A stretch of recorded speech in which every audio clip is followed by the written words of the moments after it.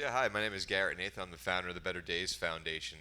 We do the world record beach and intercoastal cleanups in Florida. We also have a Web3 side, which has put us front and center at some events like Art Basel, New York Art Expo, in front of you guys here right now.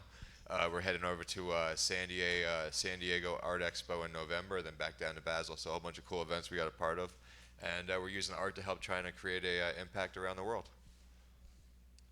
Hi, I'm Duncan Murray. I'm the founder of Aniseed. We're creating climate collectibles, which are positive impacts on the planet that we put on the blockchain, and they can be anything from planting trees to building wells, repairing schools. The idea being that they can be used in corporate rewards programs and also games. My name is Stephen Haft. I head partnerships for Consensus. Consensus is the company, if you don't know it, founded by Joe Lubin, co-founder of Ethereum, and we build blockchains. I have the privilege of leading our climate work. I've represented us at the UN in New York for the last 5 years and at the UN Climate Agency in Germany. Awesome. I guess I'll kind of pose a couple of questions to everybody. I guess the first question should be to both of everybody, guys, and I guess I'll answer as well, is why is it important to be a part of helping save the planet? Why use blockchain, or why help? Because it's 88 degrees in New York in April. Yeah. Hey, I'm from Florida. This is nice, okay? Well, but an actual use case or evidence of that was it was 40 degrees in England last summer, and when I was growing up, it wouldn't even get close to that. It snowed every winter in England, and it never snows. So I mean, it is happening. We're at the point, obviously, it's very well documented of no return. I think why use blockchain, I think, is probably the bigger question. I think it was touted as one of the biggest use cases of blockchain, during the sort of crazy ICO boom. Fidelity Charity carried out a big survey, and 80% of young people are worried about climate change. 75% of them identify themselves as philanthropists, but 50% of them don't trust charities to spend their money wisely. So blockchain can obviously alleviate that greatly by the transparency, and personally, I think gamification. I think giving to charity is a big industry. It's $500 billion industry a year, but people want more now. They want to know where their money's going. They want interaction. They want engagement. They want to see satellite imagery. They want to see all of these things. So that's why I believe blockchain and a raft of other technologies such as AI and remote sensing should be used, for, as the title says, for regenerative action and climate change. I'll take a slightly different angle on that. I'm assuming anybody who's here rather than out there getting a beer knows why they care about it, and everybody's got their own sort of reason to be here. But I'd say that one way I've looked at it from the perspective of working with Joe and the Ethereum team is both the Paris Accords and Ethereum itself were created in 2015. And much the same way we remember from probably 8th grade history that in the American period of the American Revolution, you had French philosophers like Rousseau and English philosophers like Locke, all of whom were basically writing around the same ideas of what kind of transformation the world needed. And that was reflected in things that happened in France and the US almost simultaneously overthrowing governments. I think in much the same way in 2015, there were ideas in the air that are actually reflected in both what we refer to as the Paris Accords, the UN agreement around climate change, and the founding of Ethereum. Both make references across their respective white papers to transparency. Both make references to taking power away from the center and moving it out to the periphery. Both make references, there's a whole article of the Paris Accords, Article 10, which is all about transferring tech and solving climate issues using new tech on a global basis.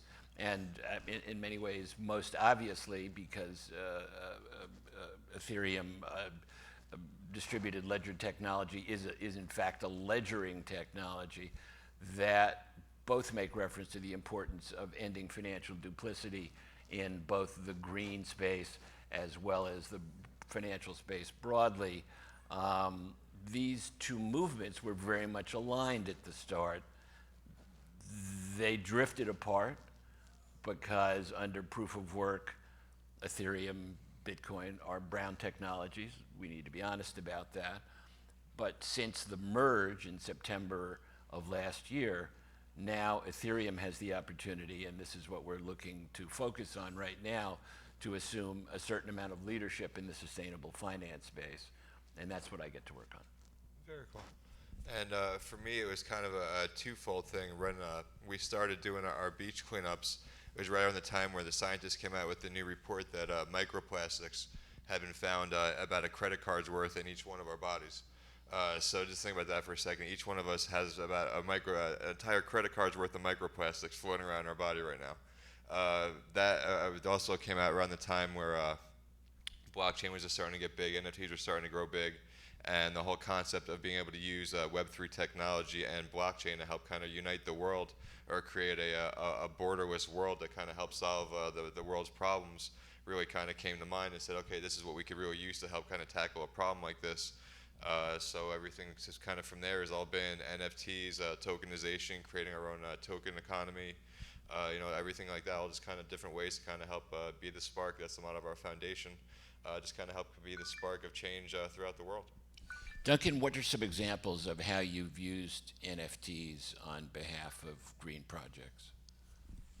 So one example is a rhino orphanage in South Africa, where we sold what we rather unimaginatively called the Rhino Collection, and that effectively... We're on the entertainment stage. Exactly. We're talking about the future of the planet on the entertainment stage. Sorry, this panel should be renamed Yes, The Planet's Fucked, LOL. Yeah. And we also have a position for naming in our team if anyone wants to join. One example is they needed to raise funds, because I think the crucial thing is these NFTs can be used for fundraising. We've seen a lot of, this is the entertainment stage, it can be used in film, media, lots of things, but funding small projects, I believe, is a very strong use case for it. And so on private land, a private owner who was an ex-military colonel said, look, I've got all these armed guards, I've got the land, I need to build 6 rhino enclosures. So we effectively launched the collection, and each one came with benefits. So you could go see the animals, 6 people could name a baby rhino, and you could watch it when the camera traps grow, certain people could access it, so you attribute attributes to it. And then of course, that creates the sanctuary for the rhinos to go into. But we have not just focusing on animals. We have projects in Costa Rica that is creating a protection zone between 2 national parks to allow the jaguar populations who are genetically now cut off from each other to migrate safely between them, to allow their population effectively to thrive. So I think those are just 2 examples, but the power of NFTs is you can use it for anything. You can rebuild schools, you can buy books for schools, you can build wells. You just want, the key for me is getting the engagement of the buyer. It's not just simply a donation, you're part of the project, you can have voting rights. Another project in Zimbabwe gave free walking tours if you got to a certain level of NFT ownership, walking safaris I should say. So it's about supporting the project, yes, which you might have done anyway, because billions are given to the WWF annually, but this gives you something back. You can see the animals, you can go visit them in certain cases. So those are just some of the examples, but really it can be structured in any way. Any project, as long as they set milestones for funding that are unlocked at certain stages, they set the targets, and then we launch the NFTs, and as they're sold, they're collectibles. We try and steer clear of the word NFT these days. Let me ask a follow-up question, Duncan. You yourself said WWF, World Wildlife Fund, is able to raise billions of dollars before NFTs came along. How do you find the NFTs are making a difference? You say you're looking to increase engagement. I get a mailing in one form, an email, or actually even old-fashioned mailings from World Wildlife Fund with pictures of animals that need adopting, for many, many years. I've been involved with green projects for a long time. I've seen these mailings over the years. They kind of work. They raise a lot of money. How do the NFTs make a difference? Well, I think fundamentally, in my opinion, the charity giving sector will change, because up to 75% of funding to large charities still comes from, should we say, the older generation's direct debits that they set up 30 years ago and they're paying. But the younger generation don't give to charity by direct debit. They give directly and they want something back. So I see NFTs, I see the shift away from that model of giving to NFTs, effectively. So it will shift. And I think the biggest change is in restricted versus unrestricted funding. The WWF and most large charities, they normally want unrestricted funding, so they can effectively do whatever they want with it. And as everyone knows, up to 30 to 70% of your dollar or pound given to those charities doesn't actually go to the project on the ground. Whereas blockchain and NFTs can actually, because it's peer-to-peer and transparent, much more of the funding can actually make the project, because it will be restricted funding. But having said all of that, it has been a slow process, as you mentioned. People being giving, I should say, to established charities for years. They're household names, they're trusted. So I think even though blockchain has been around for a long time, there are challenges around shifting the model to a more blockchain-based giving model. And Garret, you were saying you've been doing the beach cleanups for a long time before NFTs came along. How did they make a difference in what you're doing? Yeah, it's more of the tokenization, I think, is really going to end up making a difference. What we're creating is a completely revolutionary new token economy, again, based in Bitcoin, but it's to only be given away to volunteers through volunteer efforts.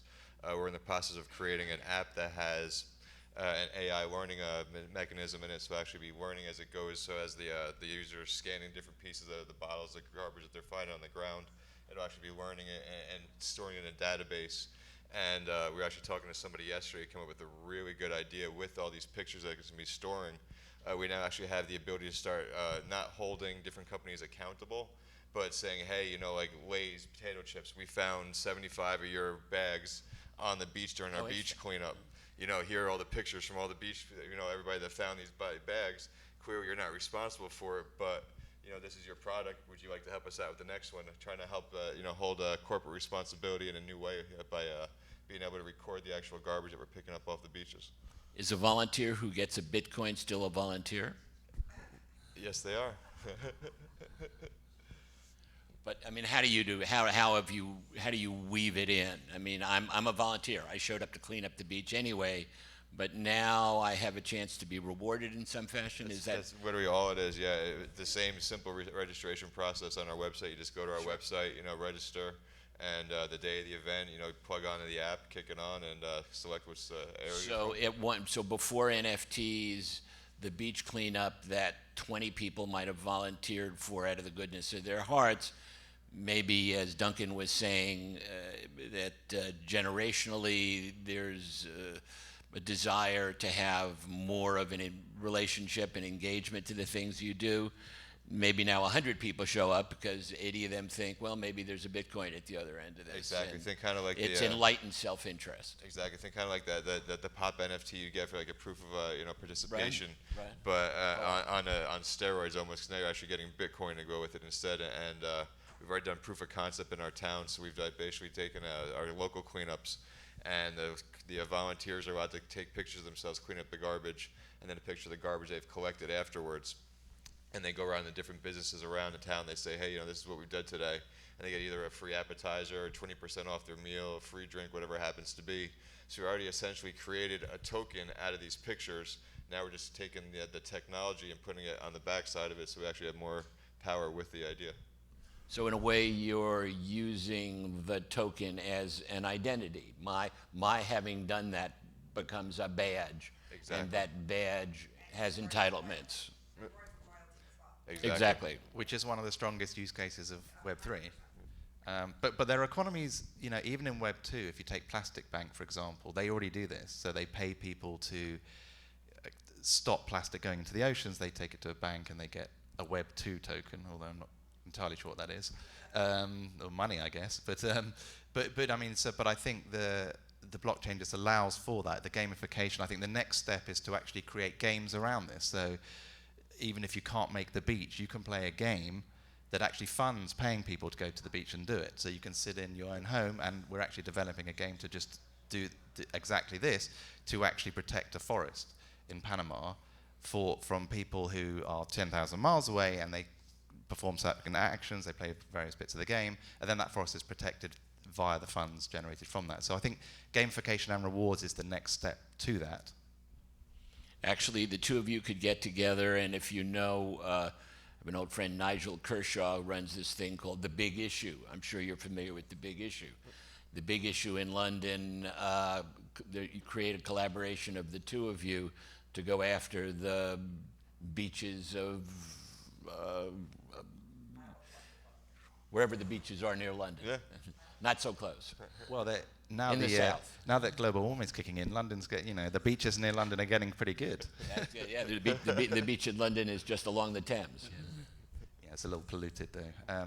But I was going to ask, in consensus, how have you found gaining traction internally? Obviously, we've mentioned a lot of external items around, using the chains for, climate issue or items and sustainability. Well, there was a major transformation last September. It's fair to say that in the UN, they didn't even like to use the word blockchain, and they were right, because it is fundamentally a brown tech. And so even though I had this privilege of representing, to some degree, parts of the industry for a number of years at the UN, there is fascination with it. For a long time, they referred to blockchain as a solution in search of a problem. We unfortunately were a brown solution in search of trying to address a green problem, and the irony of that was not lost on our colleagues at the UN. But in September of last year, when Ethereum, at least from an enterprise perspective, the largest of the blockchains, suddenly overnight, through innovation with no offsets or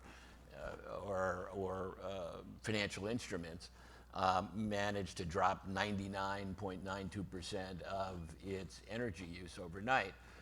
Then suddenly the doors opened, and I'm finding, quite honestly, because I just spent a good deal of time there now, a tremendous openness to integrating blockchain. Just this morning, the World Food Program announced, I think, a $60 million bond offering for